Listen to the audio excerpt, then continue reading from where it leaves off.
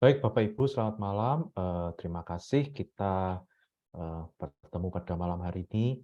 Terima kasih juga untuk panitia juga yang sudah mengundang saya datang.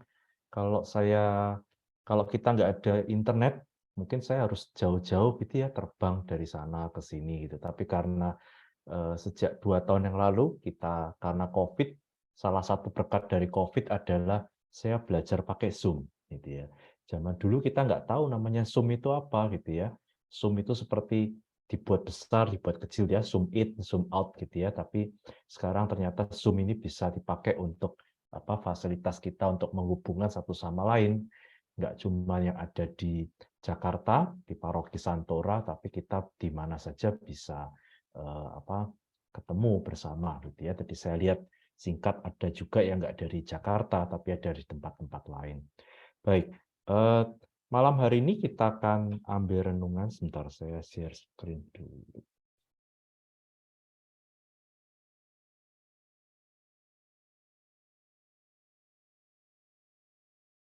Kelihatan? Eh, Kelihatan ya? Kelihatan nggak? Kelihatan Romo, Kelihatan saya apa kelihatan slide-nya? slide-nya. Oke, baik, saya kecil. Kalau gini kelihatan nggak? Kelihatan Slide-nya kelihatan ya? kelihatan. Oke, kalau misalnya nanti ada gangguan, nggak kelihatan atau terpotong slide-nya dan macam-macam, tolong saya dikasih tahu gitu ya. Baik Karena Romo. saya kalau biasanya kalau dengan teman-teman atau Bapak Ibu di kelompok yang lain, di ruangan yang lain, di kamar yang lain, saya selalu bilang, saya nggak usah, Bapak Ibu nggak usah takut untuk ganggu saya gitu ya. Artinya kalau Anda mau eh, apa mau nyalakan speaker atau apa gitu ya, khusus untuk kalau ngobrol sama saya atau renungan sama saya boleh. Daripada saya cuma di depan laptop, seperti saya tuh di kamar mandi, di depan kaca gitu ya, nggak ada siapa-siapa, lalu saya ngomong di depan kaca sendiri. Tapi kalau ada suara atau apa, tadi saya sebelum 5 menit, 3 menit sebelum mulai, saya dengar ada sholat gitu ya, ada suara, ada sholat. Wah, ini berarti seperti ini di Indonesia beneran gitu ya. Oke, baik. Kita akan ambil renungan, Bapak Ibu, kita ambil renungan dari Markus bab 3 ayat 1 sampai 6. Renungan ini adalah bacaan yang diambil dari Injil hari ini. Ya, kalau Bapak Ibu sempat ikut dari renungan di E-Katolik atau Fresh Juice atau renungan-renungan yang hari ini, kita renungannya diambil dari Markus bab 3 ayat 1 sampai 6. Saya bacakan untuk Bapak Ibu semua ya. Kalau Anda ada handphone atau ada kitab suci juga boleh, tapi saya sudah siapkan, kita baca bersama. Baik. Markus 3 ayat 1 sampai 6. Kemudian Yesus masuk lagi ke rumah ibadat. Di situ ada seorang yang mati sebelah tangannya. Mereka mengamat-amati Yesus kalau-kalau ia menyembuhkan orang itu pada hari Sabat, supaya mereka dapat mempersalahkan dia. Kata Yesus kepada orang yang mati sebelah tangannya itu, "Mari, berdirilah di tengah." Kemudian katanya kepada mereka, "Manakah yang diperbolehkan pada hari Sabat, berbuat baik atau berbuat jahat? Menyelamatkan nyawa orang atau membunuh orang?" Tetapi mereka itu diam saja. Ia berduka cita karena kedegilan mereka, dan dengan marah ia memandang sekelilingnya kepada mereka. Lalu ia berkata kepada orang itu, "Ulurkanlah tanganmu." Dan ia mengulurkannya, maka sembuhlah tangannya itu. Lalu keluarlah orang-orang Farisi dan segera bersekongkol dengan orang-orang Herodian untuk membunuh dia. Bapak Ibu, demikianlah Injil Tuhan. Terpujilah Kristus. Baik, Bapak Ibu, kita akan lihat lagi. Jadi ayat-ayat yang tadi kita baca ini, gitu ya. Saya sudah kasih beberapa warna. Kalau tadi Bapak Ibu sempat melihat di slide yang saya sharing, saya kasih ada warna putih, ada warna hijau, ada warna merah dan sebetulnya dan seterusnya ya. Jadi kita mencoba lihat lebih jauh sebetulnya Apa sih ceritanya Markus nih, dia ngomong apa untuk kita pada malam hari ini gitu ya. Jadi Markus 3 ayat 1 sampai 6 gitu ya. Di bagian ini kita lihat bahwa Yesus itu pergi lagi ke rumah ibadat gitu ya, atau ke gereja gitu ya. Waktu dia di gereja ada seorang yang tangannya itu lumpuh gitu ya. Kalau kita ada dua tangan, yang satu lumpuh, dia cuma tinggal satu saja yang bisa bergerak gitu ya. Nah, Bapak Ibu, saya di sini mulai memberi warna ya. Mereka. Nah, mereka ini siapa? Kita belum tahu ya. Mereka mengamati Yesus. Saya pakai gambar ini dia bisa dilihat ada banyak orang gitu ya. Mereka mengamat-amati, dia mengamat-amati. Saya kasih warna putih gitu ya.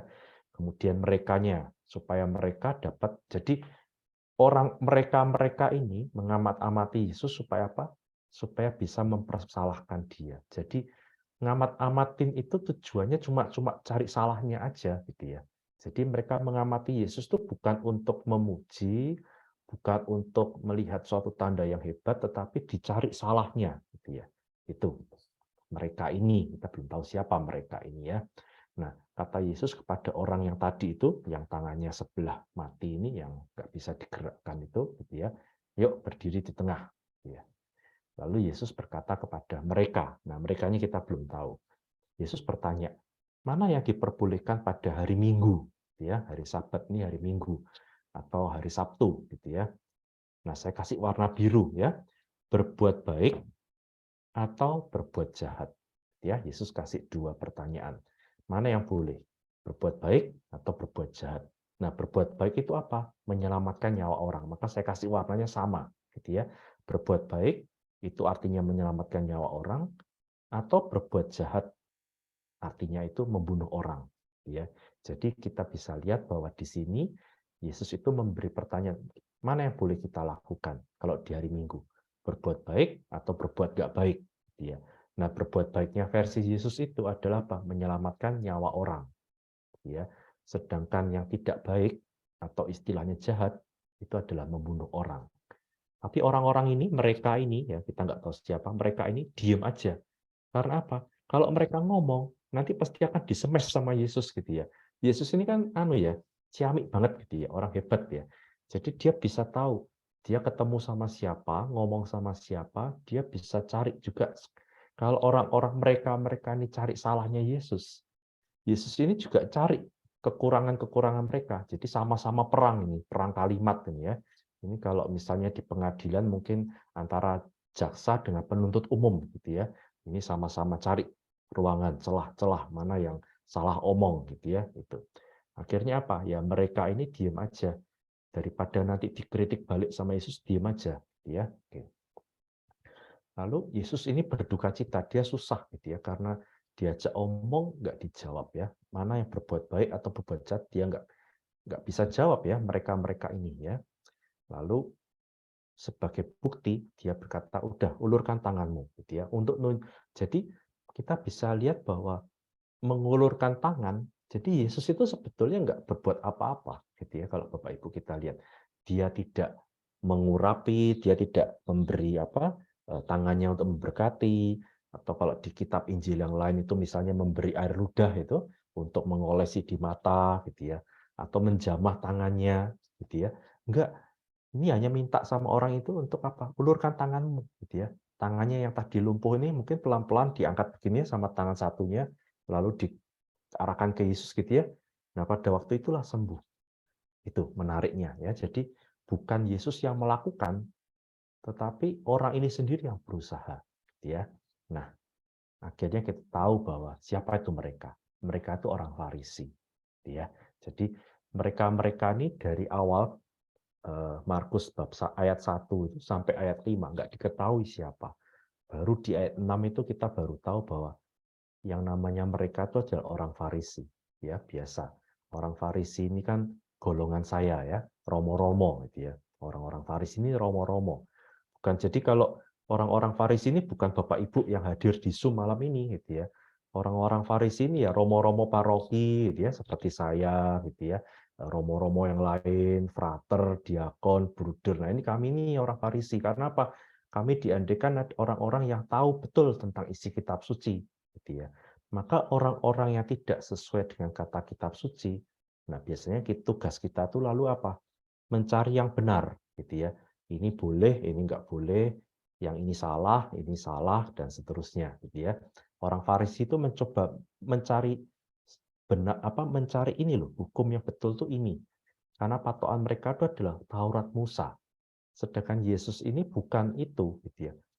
Yesus ini bukan orang Farisi, Yesus bukan orang Saduki, ini cuma anak tukang kayu, gitu ya. Bukan siapa-siapa, gitu ya. Tapi menjadi favorit, gitu ya, menjadi favorit.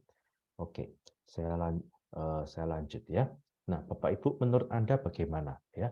Menurut Anda bagaimana? Saya mau bertanya dulu, saya punya waktu berapa menit? Karena saya khawatir nanti saya sampai besok pagi. Punya waktu Sampai jam 9, Romo.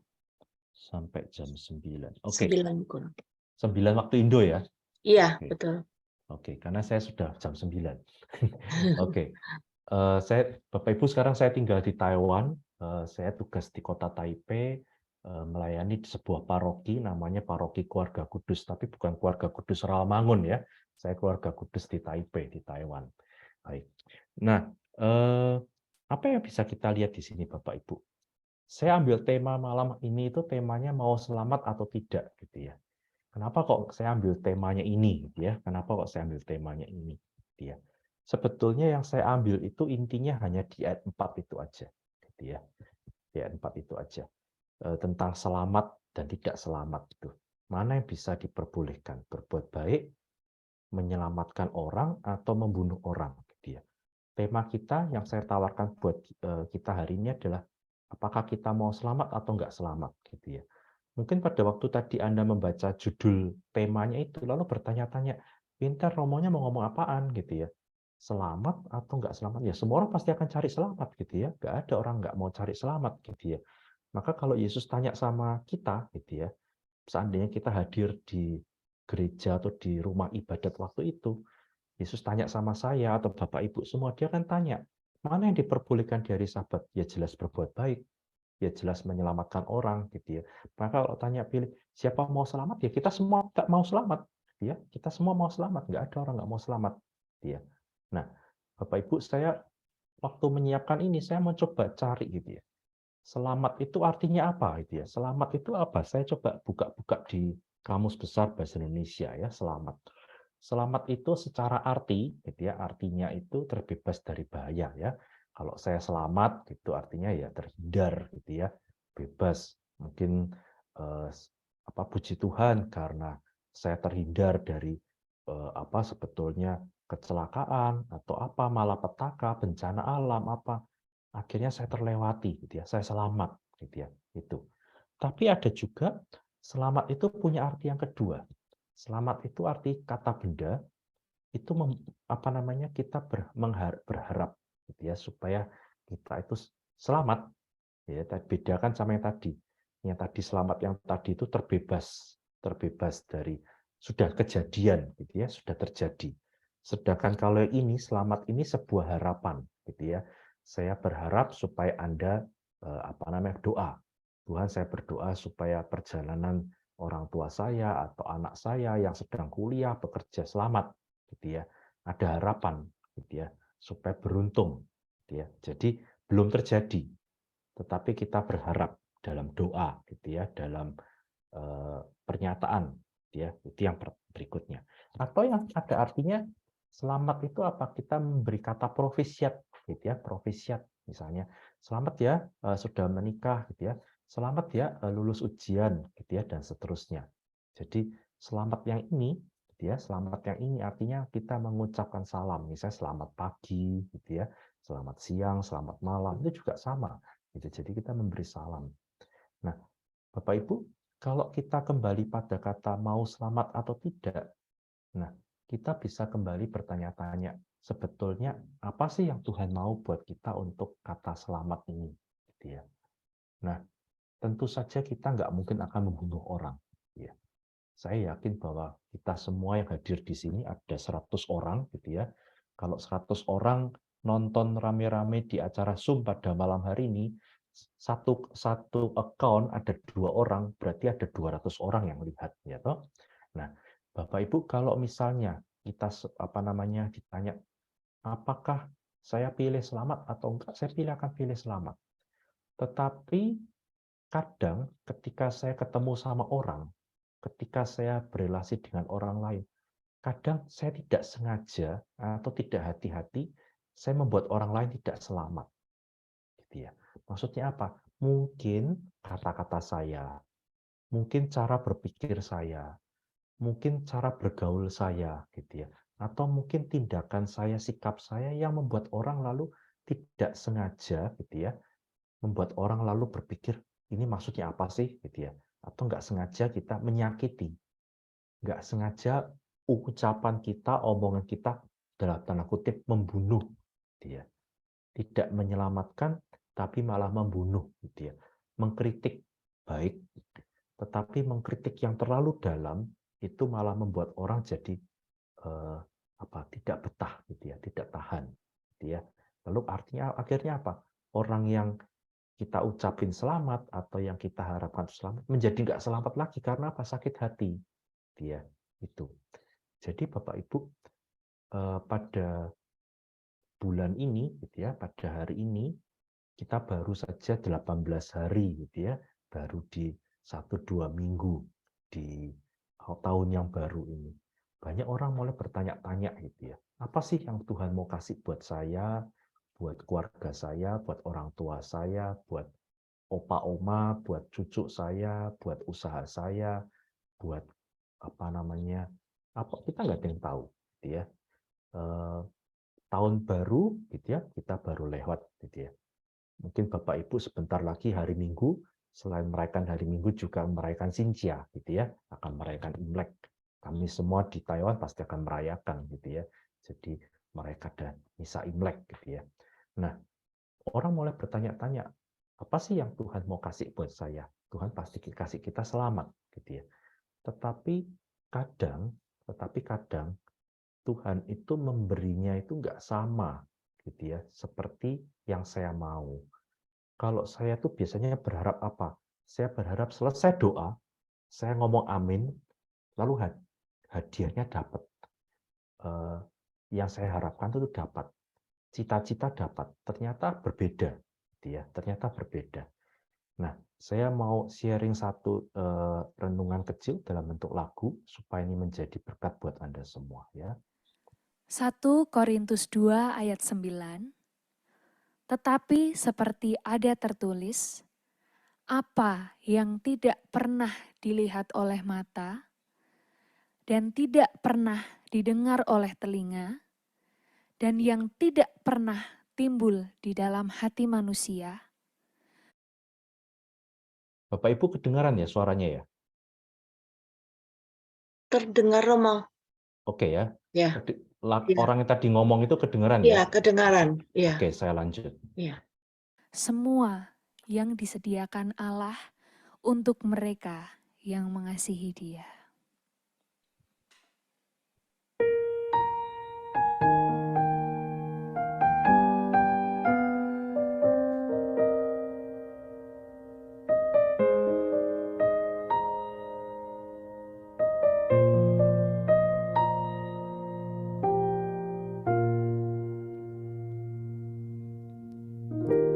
Tak selalu Tuhan menjawab doa, namun Dia beri yang terbaik di waktu yang tepat. Izinkanlah Tuhan untuk bekerja, yang mustahil menjadi mungkin oleh karena percaya. Yesus mendengar lebih dari yang ku doakan. Yesus menjawab lebih dari yang ku harapkan. Dengan caranya di waktu yang tepat, ku kan melihat Dia jadikan semua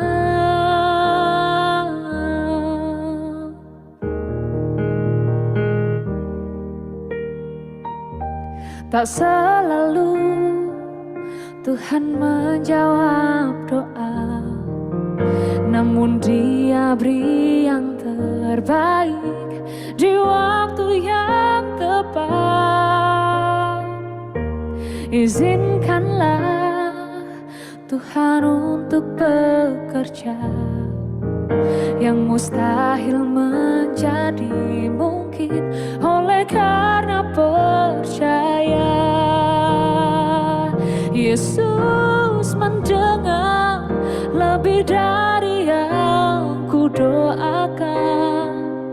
Yesus menjawab lebih dari yang ku harapkan. Dengan caranya di waktu yang tepat, ku kan melihat Dia jadikan semua.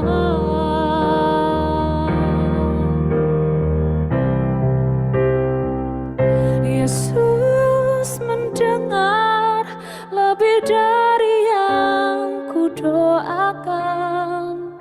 Yesus menjawab lebih dari yang ku harapkan. Dengan caranya di waktu yang tepat, ku kan melihat Tuhan jadikan semua. Ku kan melihat Dia jadikan semua. Ku kan melihat Dia jadikan semua.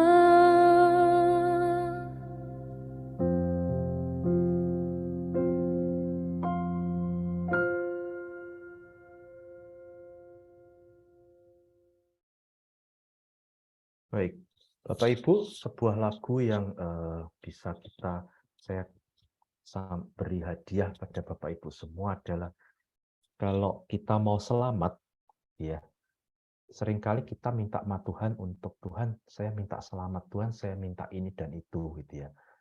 Kita minta berkat, kita minta hoki, kita minta cuan, kita minta semuanya sukses, kita selalu minta. Tapi seringkali atau kadang waktu yang Tuhan kasih, gitu ya, jamnya Tuhan sama jam saya itu nggak sama, gitu ya. Dan itu yang menjadi ya harus kita pegang, gitu ya. Semoga di 1 tahun yang akan kita lewati ini, gitu ya, baru bulan Januari atau ketika kita mau masuk Imlek, gitu ya, kita ingat bahwa walaupun saya ingin macam-macam, gitu ya, tapi jangan lupa bahwa Tuhan itu punya waktu, gitu ya. Dan kita harus percaya bahwa kalau Tuhan sudah kasih, gitu ya, Dia pasti akan kasih. Kalau Tuhan belum kasih, gitu ya, itu pasti Tuhan punya sesuatu yang buat kita, cuma belum waktunya, gitu ya. Dan kadang kita harus menunggu. Dan menunggunya itu bukan berarti cuma 1 hari. Bisa jadi menunggu itu bisa 1 tahun, gitu ya, 10 tahun. Untuk hal-hal yang mungkin kita makin besar, makin dalam, makin macam-macam, gitu ya. Maka itu yang mau saya tawarkan pada Bapak Ibu pada malam hari ini, teman-teman, saudara-saudari yang terkasih. Semoga kita semua tetap bisa selamat, tapi jangan lupa bahwa selamatnya versi Tuhan, Dia punya waktu yang berbeda untuk kita. Dan itu menjadi renungan buat kita malam hari ini, dan Tuhan Yesus memberkati. Terima kasih.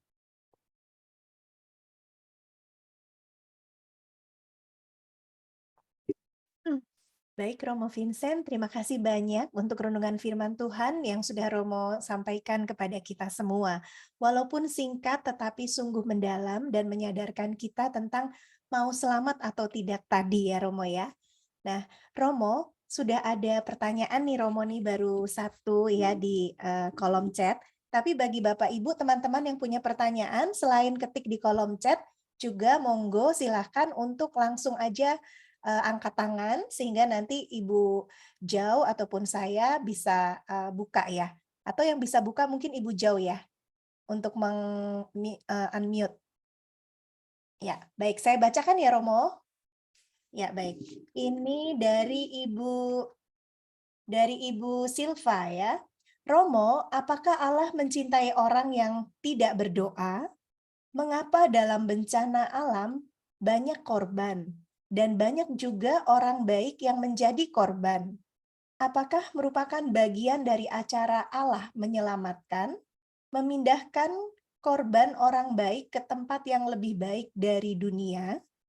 Nah, ini pertanyaannya cukup panjang ya, Ibu Silva ya, kalimatnya. Baik, tapi pasti Romo sudah bisa memahami. Itu dulu Romo, nanti kalau ada lagi yang kirim chat atau nanti langsung angkat tangan aja ya Bapak Ibu ya. Baik, Iya. terima kasih. Ya, pertanyaannya ini pertanyaannya singkat tapi jawabannya 1 semester ini, ya kan? Ini mata kuliah teologi ini. Jadi kami waktu dulu kuliah teologi ini kembali pada pertanyaan paling dasar itu, kenapa kok Tuhan itu menciptakan orang jahat gitu ya? Kok kejahatan itu ada gitu ya, kemiskinan itu ada dan macam-macam. Itu biasanya pertanyaan-pertanyaan yang selalu akan muncul gitu ya. Jadi yang pertama, apakah Allah mencintai orang yang tidak berdoa? Oh, mencintai. Karena Tuhan itu selalu mencintai gitu ya. Orang Tuhan itu selalu mencintai. Nah, tetapi Bapak Ibu mesti kita ingat gitu ya. Orang yang tidak berdoa dengan orang yang bisa berdoa itu berbeda gitu ya. Kalau orang yang tidak berdoa memang karena dia tidak beriman, ya kita nggak bisa menyalahkan gitu ya. Atau kita nggak bisa compare. Lalu kita bilang gini, oh kata Romo, Tuhan itu mencintai orang yang tidak berdoa. Kalau gitu, saya nggak usah berdoa aja. Tuhan kan juga cinta gitu ya, nggak boleh gitu ya. Karena apa? Karena kita tahu berdoa gitu ya. Kita sudah diajarin caranya berdoa. Kalau orang-orang yang tidak berdoa, artinya memang mereka tidak bisa berdoa, gitu ya. Tidak tahu caranya berdoa, atau mungkin mereka tidak beriman. Bapak Ibu, kalau Anda di Indonesia, kalau kita di Indonesia, gitu ya. Saya waktu pindah gitu ya dari Indonesia ke tempat lain, sekarang tugas misi, saya baru sadar bahwa ternyata Indonesia itu negara yang berbeda, gitu ya, negara yang beragama. KTP kita semua tuh pasti ada agamanya, ya toh. Mau apa saja agamanya, welcome, gitu ya. Tetapi kita ingat bahwa nama kita ada agama, walaupun kita nggak melaksanakan agama itu, gitu ya, tapi kita punya itu agama. Sedangkan di sini, dia di Taiwan, di Hong Kong, di Makau, gitu ya, orang kan mengatakan, Romo, saya nggak punya agama, dan itu nggak ada masalah, gitu ya. Kalau pakai bahasa Mandarin ya, Womeo Xinyang, gitu ya, saya nggak punya saya nggak punya kepercayaan, dan itu kita nggak bisa mengatakan, oh kamu komunis, gitu ya, nggak mungkin, gitu ya, karena ya memang mereka memang nggak tahu gitu ya, karena mereka pakai, kalau orang Taiwan kan orang Cina itu kan kita pakai tradisi Konfusius gitu ya, pakai golden rule gitu ya istilahnya. Yang penting kalau saya berbuat baik sama orang lain, ya kita yakin bahwa satu kali nanti Tuhan, orang lain akan memberi kebaikan pada saya. Itu kalau kayak gini kan kita hukum cinta kasih sebetulnya, ya kan? Itu. Jadi itu pertama ya, apakah Allah mencintai, tetapi nggak boleh disamakan dengan orang yang sudah tahu berdoa, gitu ya. Yang pertama. Lalu yang kedua, mengapa banyak korban dan banyak orang. Nah, kalau yang ini saya nggak bisa jawab karena saya bukan Tuhan, gitu ya. Saya masih baru manusia. Ya, kalau Allah dia sudah bisa ngasih jawaban, nah saya mungkin mau belajar gitu ya. Jadi saya nggak tahu gitu ya. Tuhan selalu punya rencana gitu ya. Bahkan kami itu selalu punya joke gitu ya, punya apa? Kalau kami para SJ Romo-Romo Yesus itu kan sukanya kan bercanda gitu ya. Orang yang suci gitu ya, Romo-Romo yang suci yang baik itu selalu meninggal duluan ya. Nah, saya ini kok nggak meninggalnya artinya saya belum suci nih gitu ya. Jadi apa namanya? Jadi kita nggak pernah tahu gitu ya. Kenapa orang baik gitu ya menjadi korban bencana alam? Saya nggak tahu, itu maunya Tuhan dan kita nggak bisa.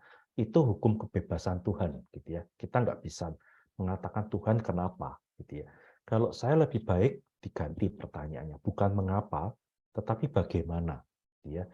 Kita bukan bertanya kenapa kok Tuhan ambil nyawa orang yang baik, bukan, tapi kita ganti pertanyaan, kalau seperti itu kita mau gimana ya, apa yang mau kita buat ya, apakah kita mau marah sama Tuhan, apakah kita mau tidak lagi mau berdoa, nggak mau lagi ke gereja karena mungkin kita kecewa gitu ya, atau apa ya. Itu saja dulu dari saya. Yuk, ada lagi yang mau bertanya, silakan. Baik, Romo. Romo, boleh tanya Romo? Ya, silakan Pak. Pak, mohon maaf Pak, tadi saya dipesan sama Pak Gun, sebelum kita tanya jawab, kita foto bersama dulu ya, 1 menit, nanti Bapak monggo untuk bertanya. Silakan kepada panitia yang bikin Oke, foto, ya. Mohon maaf ya Pak ya, nanti oke. habis foto, ya. Silakan Pak Gun. Yuk teman-teman, buka kameranya selama beberapa menit kita foto untuk arsip kita. Ibu Silva tolong fotoin ya Bu Silva. Oke, Oke, senyum dulu Pak Gun. senyum. Ya, Satu. Thank you senyumnya. Wah, thank you. 3. Udah. Boleh bicara? Boleh, silakan Pak. Sudah, Pak, Pak Gun. Pak Atwin ya. Ya. Terima kasih Bu Silva ya. Silakan Pak Atwin, ajukan pertanyaannya ke Romo. Selamat malam, Romo. Romo, selamat malam. Malam, Pak. Silakan Oke, Pak Atwin. silakan dilanjut Bu Rofi. Ya, Kedengaran suara saya, Romo? Oh, Kedengeran, kedengeran Pak sampai Atwin? sini kedengeran, Pak. Sampai Taiwan kedengeran ya, Mo? Kedengeran Oh, banget. siap. Begini, Romo, ya. Saya mau tanya, apakah benar doa dan kepercayaan bahwa apabila seorang sedang sakit sampai menderita kesakitan dan tidak berfungsi dan lain-lainnya, ya Romo ya, itu merupakan silih daripada dosanya. Jadi kalau dia nanti sembuh dari sakitnya, dosa-dosanya juga diampuni, Romo. Apakah itu betul, Romo? Pertanyaannya itu ya, Pak ya. Ya, saya bertanya apakah kesakitan kita, penyakit kita, ketidaksanggupan kita dan lain-lainnya, ini yang belum sampai saat ini belum disembuhkan oleh Tuhan itu merupakan silih daripada dosa-dosa kita supaya kita bisa persatukan dengan Kristus di dalam penderitaannya, supaya kita bisa mendapatkan pengampunan dosa dan mendapatkan silih atas dosa-dosa kita. Terima kasih, Romo. Terima kasih. Terima kasih. Saya jawabnya pakai 2 ya. Yang pertama secara iman tadi pertanyaannya Pak Adwin, dan yang kedua secara medis gitu ya. Kalau secara medis jelas gitu ya, orang sakit ya memang sakit gitu ya. Jadi artinya ya mungkin karena memang usia atau karena kondisi tubuh gitu ya, karena memang fisik gitu ya, atau mungkin karena keturunan, atau mungkin pola makan, atau ya apapun gitu ya, apapun yang membuat orang itu kita pasti akan sakit gitu ya. Itu jadi ini secara medis gitu ya, secara kedokteran, secara medis, kesehatan itu gitu ya. Nah, kalau kita menjawabnya secara iman itu pasti berbeda gitu ya. Kalau tadi Pak Adwin mengatakan apakah itu bentuk silih dari dosa-dosa kita, saya jawabnya itu ya dan tidak gitu ya. Saya jawab dulu yang gampang, tidak gitu ya. Saya jawabnya dulu tidak. Karena kalau kita jawabnya bahwa sakit itu sebagai silih, nah kalau gini kan artinya ini menjadi bahaya, lalu orang membenarkan diri kalau sakit. Jadi kalau misalnya saya sakitnya sakit yang banyak gitu ya, atau sakitnya itu kanker atau tumor atau apa yang berat gitu ya, lalu saya dikatakan oh orang itu silih dari dosa, berarti orang itu dosanya banyak gitu ya. Belum tentu gitu ya, belum tentu gitu ya. Tetapi bisa juga gitu ya, bisa juga memang kalau saya itu tidak ya. Kalau iya itu bisa jadi memang silih atas dosanya. Jadi kita harus berhati-hati melihat bahwa sakit itu sama dengan silih atas dosa gitu ya. Banyak orang yang ketika ini, kalau ini biasanya dijawab untuk orang-orang yang sudah kritis gitu ya, menjelang meninggal gitu ya.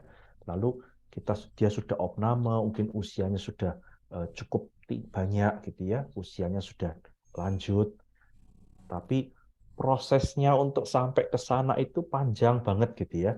Sakit, masuk rumah sakit, diinfus, lalu apa, kata dokter juga nggak sakit, ternyata ya tetap sakit, minum obat sudah banyak, nggak selesai-selesai. Nah ini mungkin gitu ya, jangan-jangan ada itu gitu ya. Tetapi kita nggak bisa lalu mengatakan bahwa orang sakit sama dengan silih atas dosanya, gitu ya. Itu kalau buat saya. Semoga itu menjawab Pak Adwin. Nah, terima kasih. Terima kasih Romo. Baik, terima kasih Romo dan Pak Adwin yang sudah bertanya ya. Baik, silahkan Bapak Ibu, teman-teman. Bagi yang punya pertanyaan malam hari ini jangan ragu-ragu. Selagi ada Romo Vincent ya, bisa Mau tanya menjawab. apapun boleh. Iya, boleh yang nggak sesuai dengan tema, boleh mau. Mau kuliner maksudnya boleh. Nanya, Romo, makanan di Makau yang enak apa? Enggak ya, Mau ya. Di Taiwan. Oh, di Taiwan. Oh iya, di Taiwan sekarang ya, Romo, maaf ya. Kalau di Silakan. Makau ya seperti di Hong Kong ya dimsum. Iya. Kalau di Taiwan ya makanan-makanan itu macam-macam.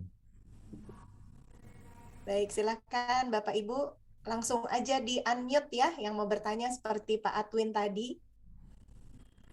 Mungkin sambil menunggu saya mau bertanya nih Romo ya, karena saya tuh sebetulnya heran gitu ya melihat ada di keluarga saya, terus juga ada yang saya kenal juga, itu yang sakit kritis tetapi tidak bisa berpulang ya, walaupun kita udah doain, kita udah berserah sama Tuhan gitu ya.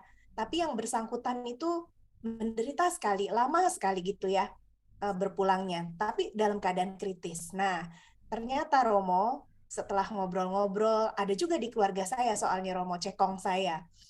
Itu ternyata yang bersangkutannya itu punya sesuatu, punya pegangan gitu loh Romo. Yang mungkin kalau orang zaman dulu tuh punya seperti itu untuk selamat katanya Romo. Entah untuk selamat dirinya atau untuk selamat keluarganya.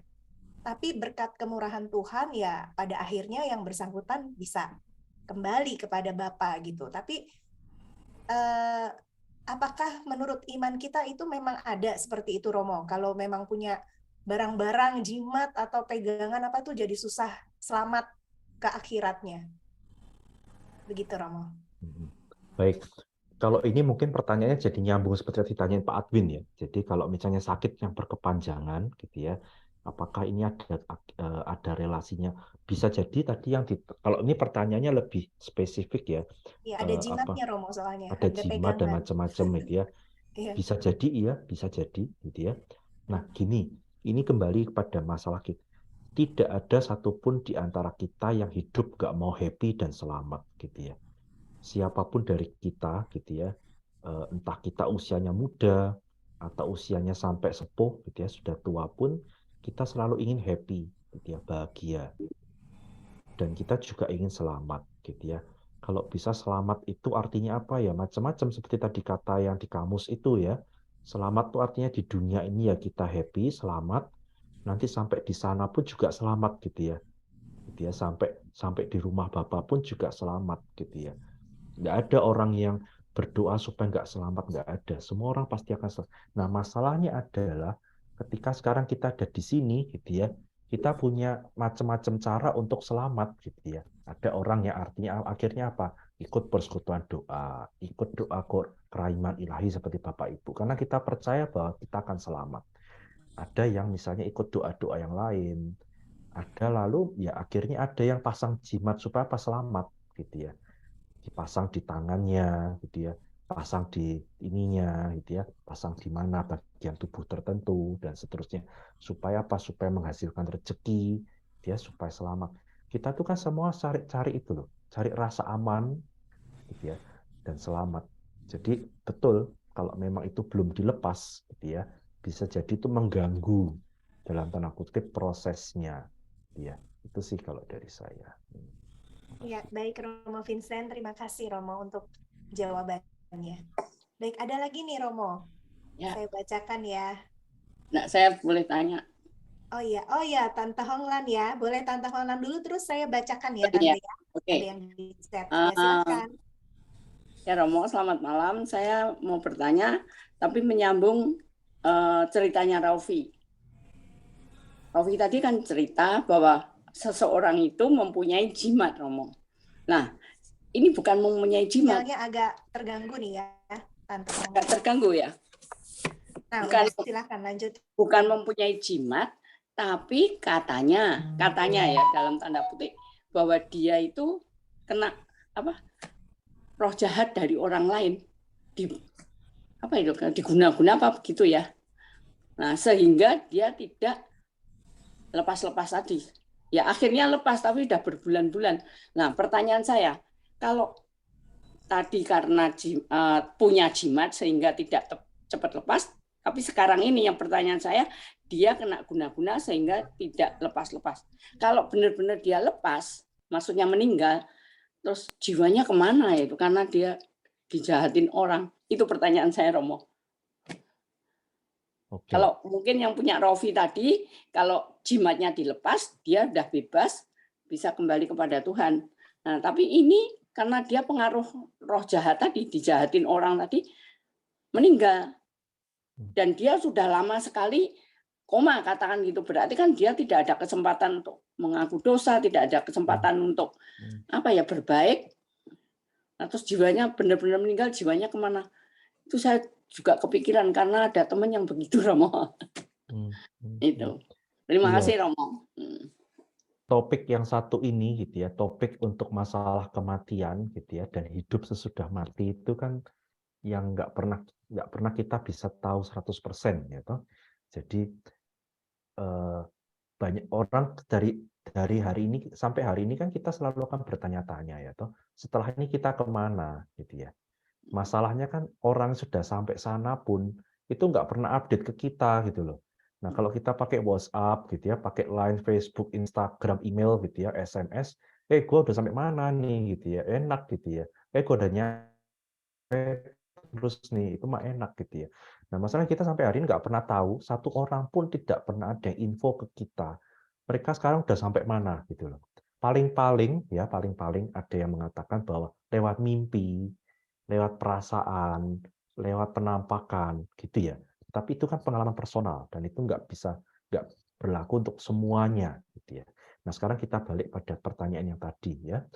Kalau kita secara nggak sengaja atau disengaja dikerjain orang, gitu ya, dikasih guna-guna atau apalagi kalau di pulau-pulau ya, mungkin kita dikirimin tulah, gitu ya, dikirimin macam-macam sehingga kita lalu kesakitan dan macam-macam gitu ya. Nah, yang penting adalah kita mungkin sebagai orang lain yang melihat bahwa kita bisa membantu ya. Tetapi mungkin kita bisa berdoa mendoakan dia gitu ya. Atau mungkin bisa minta tolong pada Romo gitu ya. Atau mungkin kalau yang punya pengalaman untuk melepaskan gitu ya. Mungkin bukan berarti dukun ya. Mungkin kalau kita kan orang Katolik gitu ya. Kita mungkin bisa minta tolong pada itu gitu ya. Mungkin kalau Bapak Ibu kenal ada tokoh agama Katolik pendoa gitu ya yang bisa melepaskan dan macam-macam, mungkin bisa dibantu gitu ya. Jadi masalahnya kan kadang itu kita jadi manusia hidup bersama orang lain itu serba repot. Kita nggak ngapa-ngapain dikerjain gitu ya. Dikirimin apa gitu ya. Kalau dikirimin bakcang sama bakpo mah nggak apa-apa ya kan. Ini masalahnya dikirimin nggak kelihatan itu loh. Ya toh, tahu-tahu kita nggak kenapa dan kita nggak pernah tahu sakit, kita nggak pernah tahu sakitnya apa, ternyata ini sakit kiriman gitu ya. Seperti itu dan kita nggak pernah tahu. Harus ada orang lain yang melihat kamu ini sakitnya bukan sakit ini loh, bukan sakit fisik loh. Ada sesuatu yang ada di situ yang mengganggu gitu ya. Nah, ini kan butuh orang yang melihat gitu ya, yang punya karunia khusus. Itu sih kalau dari saya. Makasih. Ya. Terima kasih Romo. Ya. Baik, terima kasih Romo. Tante Honglan sudah terjawab ya. Saya mau bacakan ya Romo ya, ada 2 pertanyaan yang kirim lewat chat. Yang pertama, Romo Vincent, mohon izin bertanya doa apa yang benar ketika mendoakan keluarga maupun teman yang muslim meninggal agar saudara atau teman kita itu selamat bisa masuk surga. Itu pertanyaan yang pertama Romo. Mau dijawab satu-satu atau langsung saya? Satu-satu, nanti saya lupa. Keburu tua, udah malam nih repot. Iya. Iya. Silakan Romo, jadi jawab yang ini pertama. Kita selalu bisa mendoakan orang lain yang tidak tidak seagama dengan kita, ya. Tetap ya tentu saja pakai doa kita gitu ya. Nah, sekarang pertanyaannya adalah apakah mereka bersedia kita doakan, ya. Kalau mereka nggak ada kalau mereka bersedia, kita mungkin bisa doanya sambil mengatakan gitu ya, dikatakan, diucapkan. Tetapi kalau mungkin orang itu nggak bersedia, sedangkan kita ingin berdoa, ya mungkin kita bisa berdoa dari dalam hati, ya. Tuh. Misalnya ada keluarga yang ini baru saja sih terjadi. Saya punya satu teman Romo yang cerita katanya maminya udah sakit keras, keluarganya nggak ada yang Katolik, tapi maminya kepingin dibaptis gitu ya. Sedangkan anak-anaknya nggak setuju gitu ya. Anak-anaknya karena mereka semua nggak percaya sama agama Katolik gitu ya. Tapi maminya pengen dibaptis karena dia melihat teman-temannya yang tua itu sudah pada dibaptis, dia kepingin juga dibaptis. Lah akhirnya gimana? Ya akhirnya teman saya yang Romo ini bilang ya ini kan urusan mami ini sama Tuhan gitu ya. Anak-anak nggak boleh ikut campur. Mau akhirnya ya dibaptis gitu ya. Akhirnya dibaptis. Jadi apa yang kita bisa lakukan pada orang nggak seiman kita ya kita pakai iman kita untuk berdoa kan karena kita nggak mungkin bisa pakai bahasa lain atau keyakinan lain untuk mendoakan orang yang nggak seagama dengan kita ya kan jadi asalkan mereka menerima gitu ya kalau orang itu nggak menerima ya mungkin kita doa dalam hati aja karena daripada kita berdoa lalu mereka tersinggung ya kan tambah repot ya kan maksud kita baik ternyata mereka tersinggung gitu ya dia bilang minta maaf ya Bu Pak kami bukan orang Katolik, kita nggak perlu didoakan, kan malah nggak enak, ya kan ceritanya gitu. Jadi buat saya adalah kalau mereka bersedia kita, mungkin kalau kita kunjungan ke rumah sakit, ya toh, kunjungan rumah sakit, lalu ada bapak ibu yang sakit, lalu kita mungkin sebagai petugas paroki atau seksi pelayanan orang sakit mau mendoakan orang yang sudah orang sakit keras tapi bukan Katolik misalnya seperti itu, boleh. Yang penting kita tanya dulu ya. Apakah bersedia kita doakan gitu ya. Kalau dia oh nggak apa-apa boleh gitu ya. Ya kita doakan bisa di Karolus atau di RSCM atau di rumah sakit manapun gitu ya. Bahkan ceritanya itu banyak orang loh, banyak umat, banyak orang-orang itu justru mereka tersentuh dengan pelayanan-pelayanan kita yang seperti ini. Mereka merasa bahwa orang Katolik itu luar biasa ya. Yang kami ini didatangi. Banyak orang yang lalu minta dibaptis keluarganya karena ketika kita datang menjenguk mereka itu, lalu mereka nggak merasa diintimidasi gitu ya. Kadang kan ada orang datang lalu, ayo percayalah pada Tuhan Yesus, percayalah pada Yesus bahwa engkau akan masuk surga, malah jadi ketakutan orangnya, disuruh keluar, Pak keluar aja Pak, gangguin aja nih mama mau tidur gitu ya. Tapi orang Katolik kan nggak akan seperti itu, gitu ya. Kita pakai cara kita bertanya dulu. Ya kalau mereka bersedia kita doakan, kalau nggak bersedia mungkin dalam hati aja kita sebut. Ya itu jawabannya. Terima kasih. Ada lagi? Ya, baik. Terima kasih, Romo. Romo, lanjut pertanyaan berikutnya ya, Romo, dari Ibu Retnoti. Pertanyaannya, apakah orang-orang yang tidak beragama namun melakukan hukum cinta kasih seperti yang Romo sampaikan tadi akan diselamatkan juga nantinya setelah meninggal? Selamat, pasti selamat. Pasti selamat. Amin. Itu aja, Romo. Oh, iya. Jawabannya singkat. Pertanyaannya apa tadi?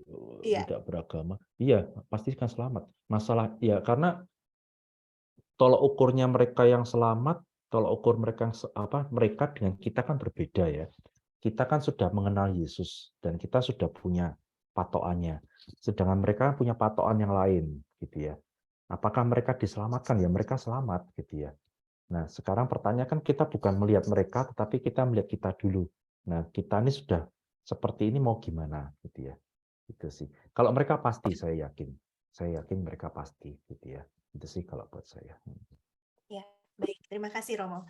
Masih boleh bertanya Bapak Ibu? Bertanya, Raufi, saya bisa bertanya? Ya, monggo Bu, langsung bertanya dengan Romo. Malam, Romo Vincent. Malam.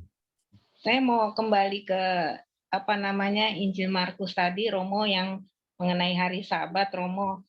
Ini dibilang katanya lebih memperbolehkan pada hari Sabat berbuat baik atau berbuat jahat, menyelamatkan nyawa orang atau membunuh orang. Itu maksudnya secara fisik atau gimana ya Romo? Kadang-kadang mungkin kalau saya refleksi diri, saya juga seperti orang Farisi gitu, suka menghakimi orang, suka membicarakan orang walaupun saya mengerti akan firman Tuhan, apakah yang dimaksud dengan membunuh orang itu secara fisik atau dengan perkataan, dengan perbuatan atau pikiran, hati gitu, Romo? Banyak ya, banyak. Jadi membunuh pasti secara fisik yang pertama, ya toh. Tetapi yang kedua buat kita kan bisa kita artikan secara gede gitu ya, dengan kalimat, dengan perkataan, dengan sikap kita gitu ya. Jadi kalau apa namanya di cerita Markus itu kan orang-orang Farisi itu kan ngeliatin Yesus supaya mereka bisa mencari sebetulnya yang mereka lakukan juga mau membunuh Yesus ya kan. Dia mencari salah-salahnya Yesus supaya apa ya? Supaya bisa dikritik, supaya bisa dibunuh dalam tanda kutip. Tapi kan mereka nggak berhasil, gitu kan? Jadi mau bunuh Yesus secara kalimat nggak berhasil, secara fisik yang nggak berhasil, ya karena Yesus pinter ya, gitu ya itu sih. Tapi itu, jadi di hari Sabat apa yang bisa kita lakukan ya harus berbuat baik, gitu ya, berbuat baik. Itu sih kalau apa namanya dari saya. Jadi buat kita mungkin kalau membunuh secara langsung gitu ya, mungkin kita nggak akan sampai ke sana gitu ya. Tetapi bisa jadi sikap kita secara tidak sengaja gitu ya. Daripada saya bilang sengaja, tidak sengaja lalu juga membunuh orang lain gitu ya. Mungkin dengan orang terdekat kita, suami, istri, anak gitu ya, atau keluarga dekat gitu ya, dan seterusnya, atau orang-orang di lingkungan, orang-orang teman sendiri gitu ya. Nggak sengaja lalu kita membunuh mereka gitu ya. Lalu kita mungkin bisa koreksi gitu ya, apakah ada omongan saya membuat saya itu membunuh orang gitu ya, atau ada orang sakit hati dan seterusnya. Itu sih kalau dari saya. Terima kasih. Ya, makasih Romo Vincent. Kalau udah sudah begitu ya Romo, ya kadang-kadang mungkin ya bagi saya apa yang harus saya lakukan gitu. Misalnya mungkin saya menyakiti suami atau anak gitu dengan perkataan, atau saudara saya atau dengan teman saya menyakiti tanpa sengaja, mereka tersinggung gitu. Terus ada suara dari belakang, dia gini loh karena kamu bilangnya begini, dia tersinggung. Apa yang harus saya lakukan? Gitu Romo. Dua macam. Apa yang bisa kita lakukan ya minta maaf ya kan. Minta maaf, ketemu sama dia. Cuman masalahnya adalah nggak gampang ketika kita ngomong minta maaf lalu masalahnya selesai gitu ya. Kadang kan orang lalu ketika kita minta maaf itu kadang sakitnya itu masih di situ gitu loh, bukan di sini, di situ gitu ya. Bagi mereka yang terima ya kadang-kadang begitu ya. Jadi kadang ya kita ngomong sorry mah gampang gitu ya. Tetapi efek dari sakitnya yang kemarin itu kan kadang nggak bisa langsung selesai dengan kata sorry ya, minta maaf ya kemarin saya salah. Tapi kan ada sesuatu kayak orang digigit nyamuk itu kan gatelnya itu masih butuh waktu untuk sampai selesai gitu ya. Maka tergantung gigitannya ya toh. Kalau gigitan nyamuknya sampai jauh ke dalam ya gatelnya akan sampai betul-betul, apalagi nyamuknya kalau gede hitam gitu ya. Wah, gigitnya sampai ke dalam sampai mungkin mengeluarkan darah, mungkin itu lebih sakit lagi gitu ya. Omongan kita mungkin secara nggak sengaja membuat orang sakit hati ya, semakin itu dalam ya sakitnya makin nggak bisa selesai mungkin hanya dengan kata maaf, mungkin harus kita satu kali, yang kedua sorry lagi, ketiga lagi sorry lagi gitu sampai dia betul-betul bisa terima gitu ya. Itu sih kalau buatku. Makasih. Baik Romo, terima kasih Romo. Ya, terima kasih Romo Vincent.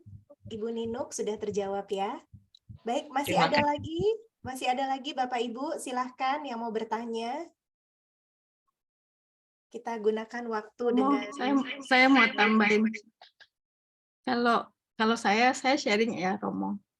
Jika misalnya tanpa sengaja kita berkata-kata baik ya, tetap baik.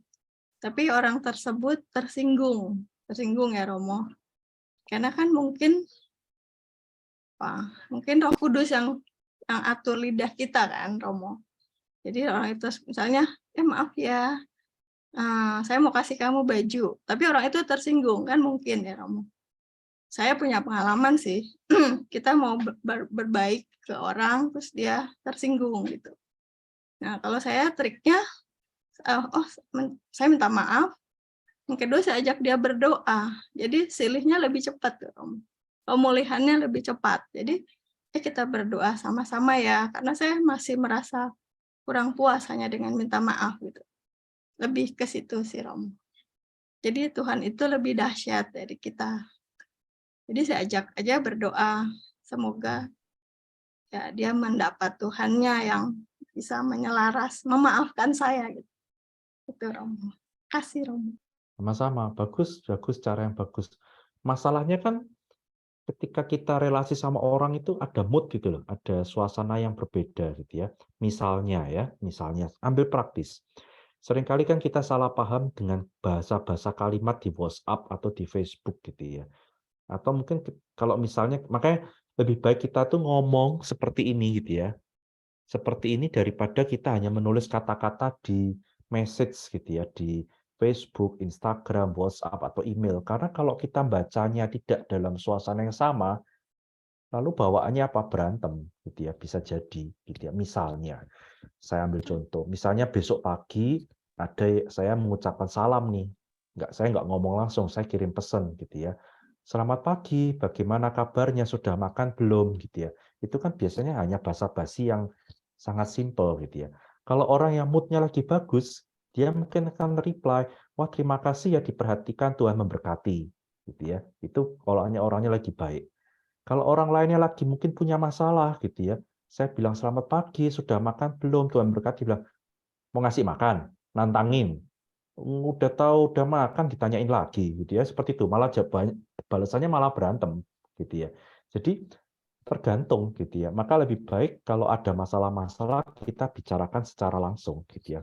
Karena seringkali bahasa-bahasa kalimat di dunia medsos itu seringkali menjadi salah paham gitu ya.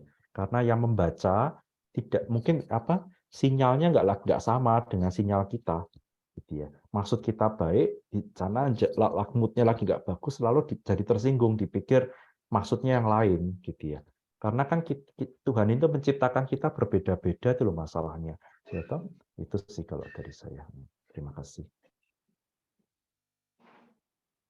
Ya, baik. Terima kasih Ibu Silva untuk sharing-nya. Terima kasih Romo. Silahkan Bapak Ibu, teman-teman. Masih ada yang ingin bertanya? Langsung aja. Ya, saya sedikit boleh. Ya, silahkan Pak Jo ya. Iya. Ya, silahkan Pak Jo. Ya, Romo ada dua nih, tapi singkat-singkat sih. Ya, yang pertama tadi mengenai bahasa atau lidah tadi ya. Ini teman saya sih sudah menulis dari lama ya, di belakang ini teman saya yang nulis ini. Ya, teman saya namanya Santa Faustina ya. Bahwa dalam lidah ada kematian dan kehidupan ya. Yang kedua kita kembali ke laptop yang Romo ya tadi tentang Yesus yang di bait Allah. Mungkin kalau saya mengambil dari sisi kacamatanya yang artinya hari Sabat ini kan orang-orang Farisi yang tadi Romo bilang diwakilkan oleh Romo kan. Orang Farisi ini kan terlalu ini pada aturan gitu ya, pada aturan. Jadi Sabat tuh nggak boleh ini. Gitu. Sedangkan Yesus membuktikan sendiri kalau pada saat itu memang ada yang harus dilakukan dalam arti menyelamatkan. Kan pilihannya apakah kita mau ikuti aturan yang berbentuk hukum tadi, melepaskan masalah keselamatan. Mungkin kalau saya melihat dari kacamata situ, jadi nggak sesuatu yang memang sudah tertulis itu benar-benar mutlak harus dipatuhi. Ya seperti rel kereta mungkin kalau dua nggak selamanya dua, ada sesuatu yang dia saling bersilang bisa bertemu. Mungkin seperti itu ya Romo ya. Terdengar Ya, suara saya? Betul. Ya, jadi yang orang Farisi tadi diwakili misalnya oleh Romo dalam arti pun maaf ya kalau saya masuk jauh lebih dalam, artinya dalam hal ini ya misalnya lah aturan-aturan di gereja atau aturan-aturan dimanapun itu yang sifatnya memang tidak bisa kaku ya, misalnya petinggi-petinggi gerejanya lah, dalam melihat sesuatu yang mungkin konteksnya tentang keselamatan yang hari itu harus dilakukan. Ya, kalau perlu kita benturin hukum itu demi keselamatan. Mungkin seperti itu ya Romo ya. Ya. Ya, terima kasih Romo.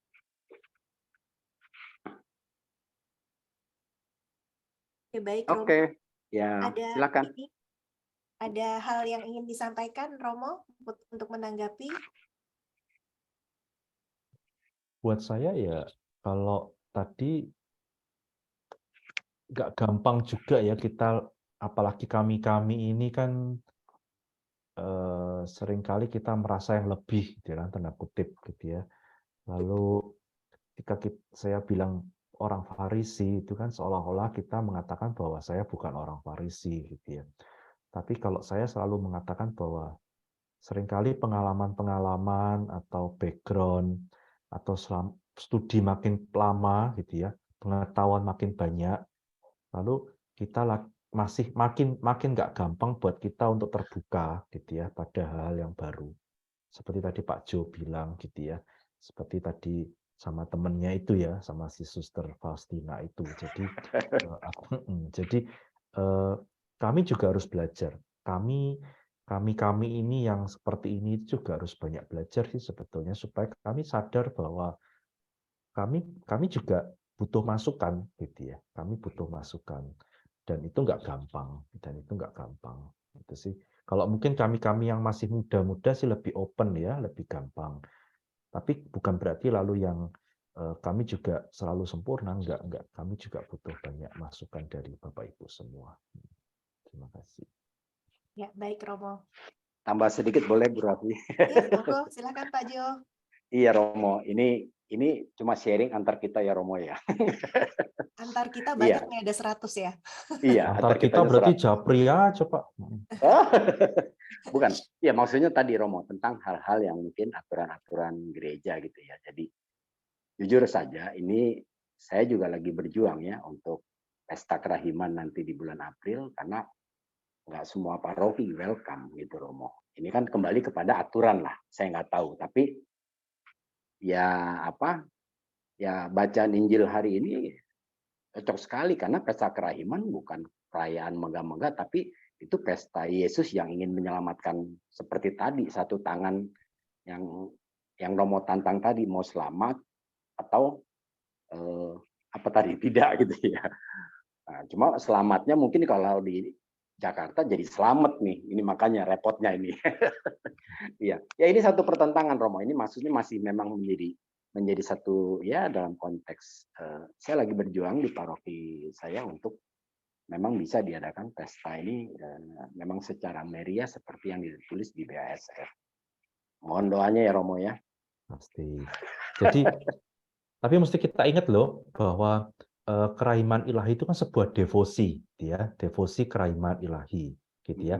Nah, kalau kita bicara devosi, itu yang saya suka sama yang Pak Jo suka itu sering kita punya perbedaan. Jadi kita tidak bisa lalu meminta semua orang untuk menerima yang sama, gitu. Bisa jadi karena kita punya misalnya ada orang yang punya devosi pada Ibu Maria, maka ikut Legio Maria, novena 3 Salam Maria, lalu kegiatan-kegiatan Maria, karena mereka devosi khusus. Devosi itu kan artinya memberi perhatian khusus kepada, gitu ya. Nah, kalau devosi kerahiman ilahi berarti saya menaruh perhatian khusus pada darah Yesus yang mengalir itu, penuh cahaya itu, gitu ya. Nah, ada beberapa orang yang merasa bahwa ngapain gitu ya setelah Paskah minggu kedua gitu ya, minggu kedua setelah Paskah ngapain kita paling gitu ya. Jadi nggak, atau misalnya karismatik gitu ya, ada karismatik kan devosi pada Roh Kudus gitu ya, dan macam-macam. Jadi kita bisa ngobrol banyak tentang ini, dan kita nggak bisa memaksa orang untuk harus sama dengan yang kita hayati secara pribadi gitu ya. Kita kan nggak bisa maksain orang lain untuk yuk kita semua seluruh gereja harus gitu ya memberi perhatian devosi pada kerahiman ilahi, dia kan nggak bisa juga ya. Ya, Itu sih, tapi Pak. bukan pada devosinya, sebenarnya pada saat pestanya. Pesta Pesta kerahiman yang kan minggu setelah itu kan betul, memang sudah masuk di betul, betul.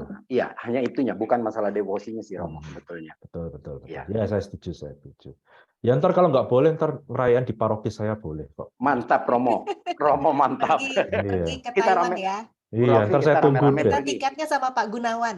Iya, Pak Gunawan Gampang. ya. Pak Udah Gunawan, buka oke, Pak kok, udah Gunawan. buka Taiwan. Iya. Mantap. Baiklah. Terima kasih Pak Makasih. Jo. Makasih Iya. Romo, ya. Terima kasih Romo Vincent, Bapak Ibu, karena waktu juga ya sudah menunjukkan pukul 9 waktu Indonesia.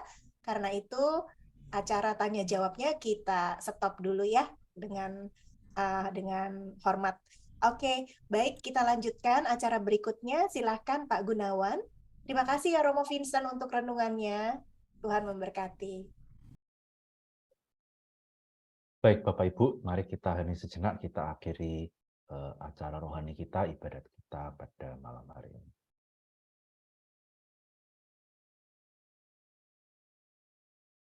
Dalam nama Bapa dan Putra dan Roh Kudus. Amin. Bapak yang terkasih, kami ucapkan syukur dan terima kasih kalau kami pada malam hari ini dikumpulkan dari macam-macam tempat dan kami baru saja mendengar apa yang menjadi firman-Mu untuk kami di hidup kami masing-masing. Tuhan, kalau malam hari ini kami baru saja mendoakan untuk saudara-saudara kami yang sakit, saudara-saudari kami yang membutuhkan pertolongan, saudara-saudari kami yang apapun yang mereka alami satu persatu. Tuhan, kami mohon berkat-Mu supaya tangan-Mu juga membuat mereka menjadi disembuhkan. Tuhan, kami mau juga berdoa kalau sebentar lagi kami akan istirahat, atau mungkin masih ada harus mengerjakan tugas-tugas yang belum selesai. Engkau mau bantu kami semua supaya nanti ketika kami istirahat dengan tenang, dan besok pagi bisa bangun dan melanjutkan tugas-tugas dan pelayanan kami masing-masing. Ibu Maria, Ibu kami yang tercinta, doakanlah kami anak-anak-Mu. Salam Maria, penuh rahmat, Tuhan sertamu, terpujilah Engkau di antara wanita, dan terpujilah buah tubuhmu Yesus. Santa Maria, Bunda Allah, doakanlah kami yang berdosa ini sekarang dan waktu kami mati. Amin. Kemuliaan kepada Bapa dan Putra dan Roh Kudus, seperti pada permulaan, sekarang selalu dan sepanjang segala abad. Amin. Bapak Ibu, saudara yang terkasih, semoga Tuhan beserta kita. Dan malam-malam. Semoga kita semua, masing-masing dari kita yang hadir malam hari ini, kita satu persatu, kita semua diberkati Allah Bapa yang Maha Kuasa, dalam Bapa, Putra, dan Roh Kudus. Amin. Tuhan memberkati, selamat malam.